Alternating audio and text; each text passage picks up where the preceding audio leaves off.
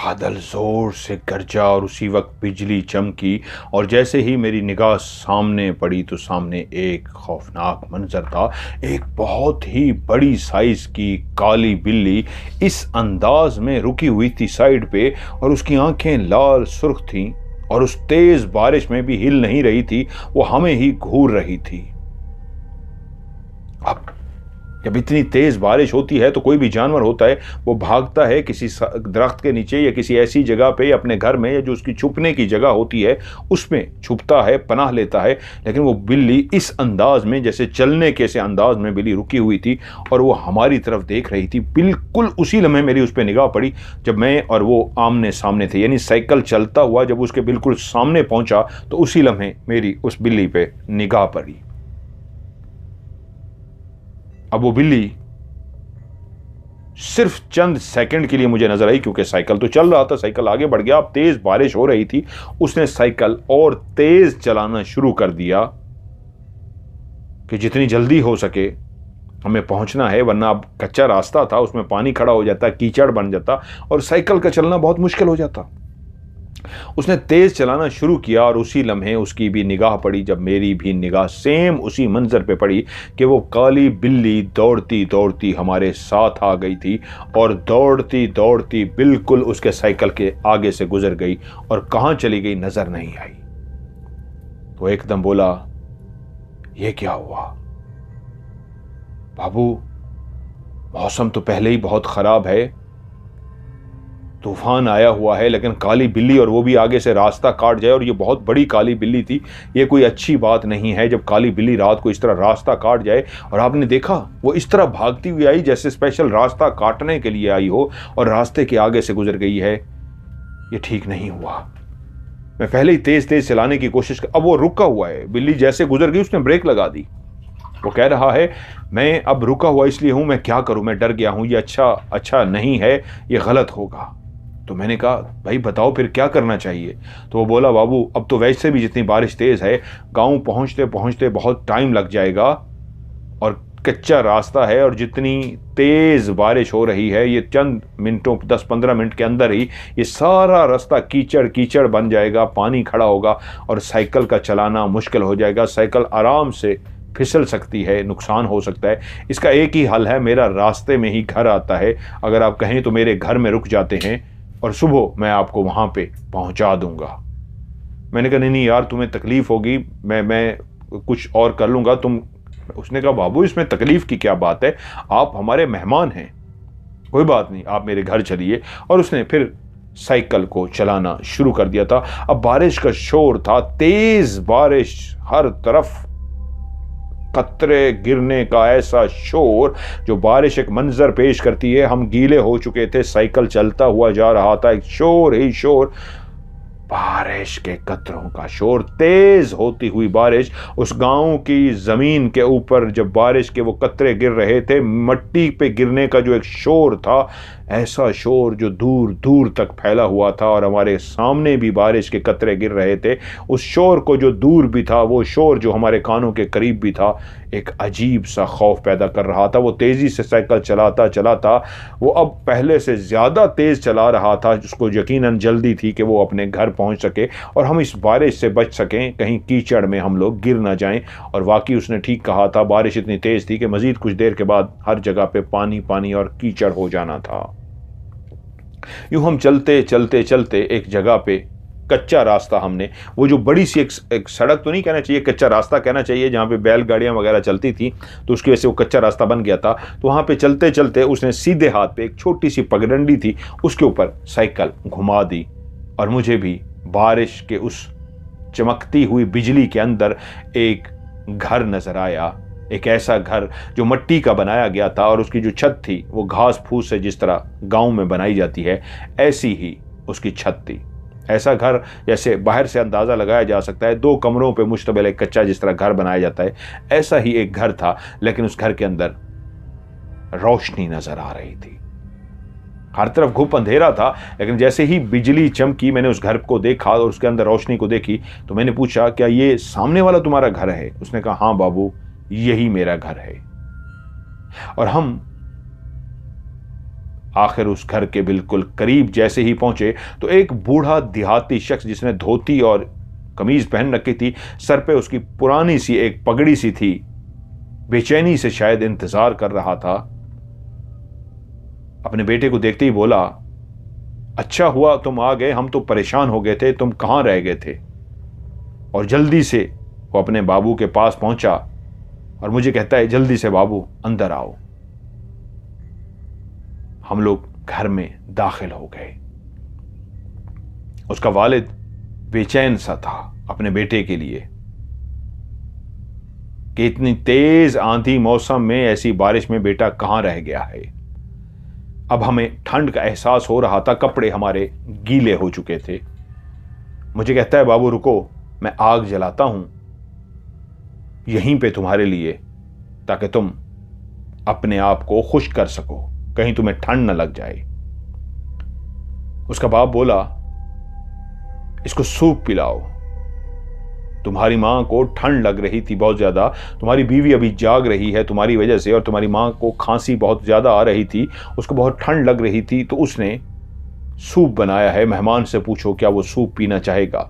वो मेरी तरफ मुतवज्जो हुआ और मुझसे बोला, बाबू आपके लिए मैं सूप लेके आता हूं, आप यहां आग के पास बैठिए। एक चूल्हा सा था मट्टी का, मुझे उसके अंदर उसने आग पहले जला के दी और मैं वहीं पे आग के पास बैठ गया।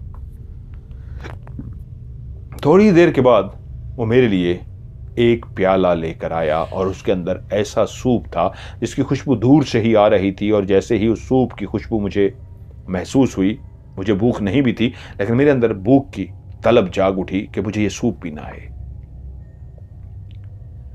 मैंने वो सूप पीना शुरू किया। जैसे ही उस एक सिप लगाया उस सूप का, तो ऐसा लजीज सूप था, ऐसा शानदार सूप था कि मैंने इससे पहले कभी ऐसा सूप नहीं पिया। मैंने सूप पिया और मैंने कहा, क्या बात है, बहुत ही मजेदार। तुम्हारी बीवी के हाथ में तो जादू है, क्या तुम्हारी बीवी ने बनाया है? उसने कहा हाँ। और जब मैं सूप को खत्म कर चुका तो मुझे कहता है, और पियोगे? मैंने कहा, अगर ज्यादा है और तुम्हें मसला नहीं तो मैं ऐसा शानदार सूप तो पीना चाहूंगा। तो कहता है, रुको मैं तुम्हारे लिए लेकर आता हूं। उसका बाप अभी तक अंदर मौजूद था कमरे के अंदर, लेकिन बोल नहीं रहा था। अभी तक आते ही मैं चूल्हे के पास बैठ गया था, आग पे अपने आप को गर्म करने की कोशिश कर रहा था। ऊपर से सूप आ गया। जब वो अंदर चला गया तो अब मुझे एहसास हुआ कि मैं अब घर का बगौर जायजा लूं, तो उसका वालिद भी उठ के उसके पीछे चला गया। अब मैं कमरे में अकेला था। लालटेन उस कमरे में जल रही थी, जो दूर से ही हम घर के बाहर थे मुझे नजर आई थी रोशनी, वो इस लालटेन की रोशनी थी। उसी के साथ एक और कमरा भी था जहां पे वो दोनों चले गए थे। उस घर की दीवारें कच्ची थीं, उसकी छत गांव की जिस तरह छतें बनाई जाती हैं, लकड़ियां छोटी मोटी टेढ़ी सीधी हर तरह की लकड़ियां रख के ऊपर एक छत बनाई जाती है, ऐसे ही उस घर की छत बनाई गई थी। बारिश जितनी तेज हो रही थी लेकिन पानी अंदर नहीं आ रहा था। मैंने देखा घर के अंदर कुछ खास सामान नहीं था। 2 चारपाइयां पड़ी थीं, एक मेरे बिल्कुल बैक साइड पे थी, एक सामने पड़ी थी जिस पे वो बूढ़ा उसका बाप बैठा हुआ था। उसने पांव में खुस्सा पहना हुआ था, धोती बांधी हुई थी, एक गांव की पुरानी सी कमीज थी और पगड़ी बांधी हुई थी। मैंने इर्द गिर्द देखा, कुछ बर्तन थे जो दीवारों पे लटक रहे थे, कुछ ट्रंक रखे हुए थे, गांव के लोग जिस तरह ट्रंक रखते हैं, ब्रीफ केस यहां पे होते हैं, वो ट्रंक होते हैं उस तरह के, और ऐसा कोई खास सामान नहीं था। थोड़ी देर के बाद वो फिर से मेरे लिए एक सूप का प्याला लेकर आ गया। इस दफा जब उसने मुझे सूप का प्याला दिया तो उसमें सूप के अंदर एक बोटी भी थी। मैंने जब वो सूप पीते हुए बोटी अंदर आई और मैंने जब बोटी खाई तो क्या शानदार बोटी थी कि मजा ही आ गया। मैंने सूप पी लिया और उसका बाप अंदर चला गया था और वो बाहर आया और मुझसे बोला, बाबू किसी और चीज की जरूरत है? मैंने कहा नहीं, और किसी चीज की जरूरत नहीं है, बारिश तो बहुत तेज है, ये तो सुबह तक रुकेगी, और अगर ये सुबह ना रुकी तो हम क्या करेंगे? उसने कहा, बाबू मैं आपको जैसे कैसे छोड़ दूंगा, आप परेशान मत हो, ये पीछे बिस्तर है, आप यहां पे सो जाइए, आराम कीजिए और सुबह हम यहां से रवाना हो जाएंगे। पहले आप अपने कपड़ों को खुश कर लीजिए और उसके बाद आप आराम कीजिए। फिर एकदम से बोला, क्या मैं आपको अपने कपड़े ला के दे दूं? मैं हूं तो गरीब बंदा, लेकिन अगर आप चाहेंगे तो मेरे कपड़े पहन सकते हैं। मैंने कहा, अगर कमीज मैं बदल सकूं, क्योंकि मेरी जो पैंट थी वो, मतलब मैं धोती तो नहीं बांध सकता था, पैंट शर्ट पहनता था। पैंट को मैंने कहा मैं खुश कर लेता हूं अगर कमीज ऊपर से कोई मैं बदल दूं। मैंने नीचे बुनियान पहनी हुई थी और ऊपर मैंने कमीज मांगी, वो शलवार कमीज पहनने वाले लोग थे। उसने कहा मैं अभी ला के देता हूं। उसने अंदर से जा गया और एक कमीज लेके आया। एक पुरानी सी कमीज थी, जब उसको मैं पहनने लगा तो उसमें से एक स्मेल सी आ रही थी, एक अजीब सी स्मेल आ रही थी। लेकिन देहाती लोग थे, गरीब लोग थे, हो सकता है कुछ भी ऐसा हो, बजाय मैं उनकी गुर्बत का मजाक उड़ाता, मैंने जैसे कैसे उस कमीज को पहन लिया। बुनियान मेरी गीली थी, उसको मैंने उतारा, नचोड़ के उसको मैंने आग के ऊपर थोड़ा सा खुश्क किया, और खुश्क करने के बाद बुनियान पहनी और उसके ऊपर कमीज पहन ली। और मुझसे बोला, बाबू अब आप यहां पे सो सकते हैं, मैं भी आपके साथ इसी चारपाई पे सो जाऊंगा। मेरी बीवी, मेरी मां और मेरा बाबू वो दूसरे कमरे में सोएंगे। बाप भी अब उसका चला गया था। मैंने कहा ठीक है। मैं थोड़ी देर के बाद आग पे बैठा रहा, वो थका हुआ था। उसने कहा, बाबू मैं तो सोने लगा हूं। वो बिस्तर पर लेट गया और जैसे ही बिस्तर पर लेटा, थोड़ी ही देर के बाद वो खराटे लेने लगा, वो सो चुका था। मैं उठा, अपने बिस्तर पे जो उसने मुझे कहा था वहां पे आके लेट गया कि मैं भी अब कुछ देर कमर सीधी कर लूं। और कोई चारा भी नहीं था, कोई हल भी नहीं था, ऑप्शन भी नहीं था। मैं उस बिस्तर पे लेट गया, लेकिन पता नहीं क्यों मुझे नींद नहीं आ रही थी। बारिश का शोर मुसलसल आ रहा था। मैं एक गांव में दोस्त से मिलने के लिए आया था, लेकिन रात ऐसी तेज बारिश हुई थी कि किसी और के घर में मेहमान बन के उनके बिस्तर पर लेटा हुआ था, लेकिन एक बेचैनी सी महसूस कर रहा था। मैं कुछ देर ऐसे लेटा रहा। फिर मेरे दिमाग में एक ख्याल आया कि इससे एक सवाल पूछूं। मैंने करवट ली और करवट लेके उसको जैसे ही आवाज देने लगा तो मैंने देखा उसकी चारपाई खाली है। मैंने कहा, अभी तक तो उसके खराटों की आवाजें थोड़ी देर तक आ रही थी, ये कब उठा और कहां गया है? मैं उसकी चारपाई की तरफ देखता रहा और उसी लम्हे पता नहीं क्या हुआ कि मेरी बेचैनी और बढ़ना शुरू हो गई। अब मैं वहीं पे लेटा हुआ था और मेरी जब बेचैनी बढ़ी, मेरे दिल को कुछ हुआ तो मैं उठ के बैठ गया उस चारपाई पे कि बस कमर सीधी करनी थी, नींद तो नहीं आ रही थी, मैं ऐसे चारपाई पे उठ के बैठ जाता हूं। अब मैं चारपाई पे बैठ गया। चूल्हे के अंदर जो आग थी वो अब तकरीबन ही बुझ चुकी थी। मैं ऐसे आग पे बैठा हुआ था कि मैंने कहा उठ के दरवाजा का अंदर मंजर देखता हूं, बाहर जो बारिश का मंजर हो रहा है इसी को एंजॉय करता हूं। चलो बारिश का सर्दी तो है, लेकिन बारिश को थोड़ा सा मंजर को देखता हूं। मैं जब उठ के बाहर की तरफ आया और जैसे ही मैंने बाहर झांक के देखा तो पहला मंजर जो मेरी आंखों के सामने था वही काली स्याह बिल्ली जिसको मैंने उस वक्त देखा था और जिसने हमारा रास्ता काटा था, वो बाहर मौजूद थी। और जैसे मेरी निगाह उस बिल्ली पे पड़ी, वो बिल्ली मुझे घूर रही थी। पहले से ही वो मौजूद थी और जब मुझे घूर रही थी तो मैं अजीब सा हो गया कि ये क्या है। और उसी लम्हे में बिल्ली को देख ही रहा था कि इनको बताऊं, इसको किस तरीके जगाऊं और इसको कहूं कि बिल्ली बाहर है और तुमने कहा था कि ये बिल्ली का शुगन अच्छा नहीं है, रास्ता काट जाए, क्या करूं? मैं जल्दी से पीछे आ गया कि अब उसको कैसे बुलाऊं। सोना तो उसने यही है, अभी आ जाएगा, वो अंदर गया है, अभी आता ही होगा। मैं उसके इंतजार में बैठ गया, बैठा रहा और वो जब नहीं आया तो मैंने कहा जाके मैं उसको आवाज देता हूं कमरे के पास जाके, बाकी लोग अगर सो रहे हैं तो वो डिस्टर्ब ना हो। मैं आहिस्ता से चलता हुआ जैसे ही उस कमरे के करीब पहुंचा तो मुझे लगा कि अंदर बाकायदा वो सारे जाग रहे हैं, अंदर लालटेन जल रहा है, अंदर रोशनी है।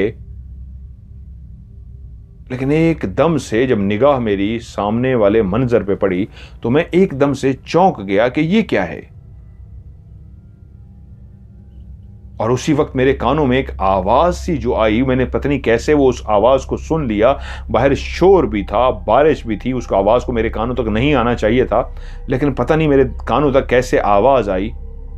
एक बूढ़ी औरत की आवाज जो कह रही थी, शिकार तो बहुत सेहतमंद है, इसकी मुझे अगर यखनी मिल गई तो मैं बहुत बेहतर महसूस करूंगी। ये जब से आया है मैंने इसको देखा है, मेरी तो ज़बान ललचाई जा रही है कि कब इसका सूप बनाओगे, कब इसकी यखनी, सूप कही जा रहा था सॉरी मैं, यखनी, कब इसकी यखनी बनाओगे और मैं इसके वजूद की यखनी पी सकूं।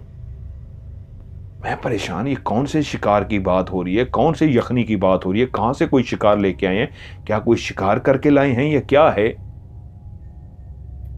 मेरे दिल की धड़कन खुद ब खुद तेज हो गई, लेकिन फिर भी मैंने कहा मैं झांक के तो देखूं ये माजरा क्या है, क्या शिकार है। जैसे इंसान के अंदर एक आदत है, खसलत है उसकी, वो देखता है। और मैंने दरवाजे की ओर से ऐसे छुप के ऐसे देखा, और जैसे ही मैंने देखा एक आग जली हुई थी चूल्हे के अंदर, और उसके ऊपर एक बहुत बड़ा बर्तन रखा हुआ था। इतना बड़ा बर्तन, मैं हैरान रह गया, क्या यखनी इतने बड़े बर्तन में बनाई जाती है। जैसे बहुत बड़ा, लाहौरी तो जानते हैं चनों के लिए बड़े बड़े बर्तन रखे होते हैं लाहौर के अंदर, एक बहुत बड़ा बर्तन रखा हुआ था और उसके अंदर अभी भी पानी चढ़ा हुआ था और पानी बकायदा उबल रहा था, उसके नीचे आग लगी हुई थी। और उसी लम्हे उनको मैंने देखा, सामने एक बूढ़ी बिस्तर पर लेटी हुई थी, लेकिन ऐसी खौफनाक उसकी शक्ल थी। वो बूढ़ी इतनी बूढ़ी हो चुकी थी, उसकी आंखें लाल सुर्ख थी, नाक उसकी बहुत लंबी थी, थोड़ी उसकी बहुत चूंच वाली थी, और वो जो बूढ़ा पहले अपने बेटे का इंतजार कर रहा था उसकी शक्ल भी सेम अपनी उस बूढ़ी औरत की तरफ हो गई थी। पहले तो वो नॉर्मल एक इंसान नजर आ रहा था, लेकिन अब उसकी भी आंखें लाल, नाक लंबी सी, और चिन जो थी वो चूंच वाली नजर आ रही थी। ये क्या मंजर है? ये मेरा वहम है, मेरा खौफ है, ये क्या है? या कोई और बूढ़ा है जो बाहर पहले बेटे का खड़ा इंतजार कर रहा था, वो तो कोई और था, ये कौन है? और उसी वक्त उसी दरवाजे की ओर से जहां से मैं छुप के देख रहा था, तभी मैंने उसकी बीवी को देखा, तो उसकी बीवी बिल्कुल नॉर्मल एक इंसान की तरह औरत थी। और उसी लम्हे मुझे वो साइकिल वाला भी नजर आया, वो भी बिल्कुल एक आम इंसान की तरह था। तभी मैंने देखा कि वो और उसकी बीवी जो बिल्कुल अभी तक इंसान की तरह थे, बोले आओ इसको देख कर आते हैं। मैंने जैसे ये आवाज सुनी, भागता हुआ तेजी से चलता हुआ आया, बिस्तर पर आकर लेट सा गया। थोड़ी ही देर के बाद वो साइकिल वाला और उसकी बीवी दोनों चलते हुए कमरे से बाहर आए और उसने मुझे आवाज दी, बाबू जाग रहे हो? और तभी मैंने फौरन मुड़ के देखा और उसे कहा, हाँ मैं जाग रहा हूं, क्यों खैरियत? तो उसकी बीवी भी उसके साथ खड़ी थी। वो मुझसे बोला, क्या हुआ, नींद नहीं आ रही? मैंने कहा, हाँ शायद नई जगह है, इस वजह से शायद नींद नहीं आ रही, इसलिए मैं जाग रहा था, लेकिन अब सोने लगा हूं, मैं सो जाऊंगा। तो बोला, मैं यही पूछने आया था, मेरी बीवी मुझसे पूछने आई, ये पूछो मेहमान को कुछ चाहिए तो नहीं? मैंने कहा, नहीं अभी तो मुझे कुछ नहीं चाहिए। तो कह रहा है, ठीक है बाबू तुम सो जाओ। मैंने कहा, ठीक है मैं सो जाता हूं। वो दोनों अंदर चले गए। अब मुझे फिर से सुनना था कि अब क्या करूं, दौड़ूं या क्या है। फिर से मैं उठा और आहिस्ता से चलता हुआ मैं उसके दरवाजे के करीब पहुंच गया और वो अपनी बीवी से कह रहा था, क्या तुमने उस यखनी के अंदर मिलाया नहीं था? वो बोलिए, नहीं। तो उसको तो सोया ही नहीं है, मुझे तो था कि वो जल्दी सो जाएगा, लेकिन लगता है अब हमें दूसरे तरीके से करना पड़ेगा। और वो चलता हुआ सामने गया और उसने दो बड़ी बड़ी छुरियां उठाई, और जैसे ही वो बड़ी बड़ी उसने छुरियां उठाई, एक छुरी अपनी बीवी के हवाले की और एक अपने हाथ में पकड़ी, और दोनों छुरियों को तेज करना शुरू हो गए बाकायदा।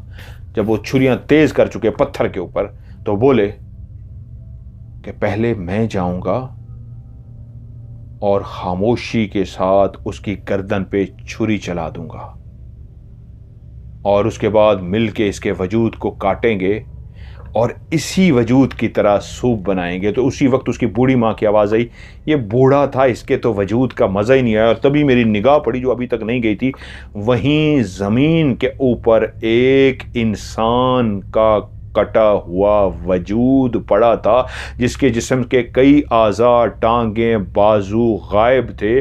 और उसी लम्हे उसी कटे हुए वजूद के साथ ही एक बर्तन, मुझे जिस तरह का वो आग के ऊपर एक बड़ा सा बर्तन चढ़ा हुआ था, वैसा ही एक बड़ा बर्तन जिसमें निगाह मेरी अब पड़ी, वो सामने रखा हुआ था। और उसके अंदर इंसानी टांगें और बाजू जो उबल के, जिनका यखनी बनाई गई थी, उसके अंदर मौजूद थे। तभी मैं समझ गया वो किसी और की नहीं, मेरे वजूद को काट के यखनी बनाने की बात कर रहे थे। क्योंकि वो बूढ़ी कह रही थी ये बूढ़ा था, इसके वजूद की यखनी का तो मज़ा ही नहीं आया, इसके वजूद की यखनी का मज़ा आएगा। वो मुझे पकाने की, काट के यखनी मेरी बनाने की बात कर रहे थे।